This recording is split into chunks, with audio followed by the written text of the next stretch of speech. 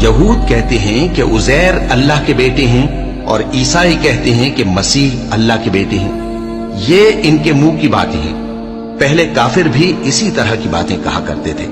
ये भी उन्हीं की रीस करने लगे हैं। अल्लाह इनको हलाक करे, ये कहां बह के फिरते हैं। इन्होंने अपने उलमा और मशाइख और मसीह इब्न मरियम को अल्लाह के सिवा माबूद बना लिया, हालांकि इनको ये हुक्म दिया गया था कि माबूद वाहिद के सिवा किसी की इबादत न करें, उसके सिवा कोई माबूद नहीं, और वो इन लोगों के शरीक मुकर्रर करने से पाक है। ये चाहते हैं कि अल्लाह के नूर को अपने मुंह से फूंक मारकर बुझा दें, और अल्लाह अपने नूर को पूरा किए बगैर रहने का नहीं, अगरचे काफिरों को बुरा ही लगे। वही तो है जिसने अपने पैगंबर को हिदायत और दीन हक देकर भेजा ताकि इस दीन को दुनिया के तमाम दीनों पर गालिब करे, अगरचे काफिर नाखुश ही हो।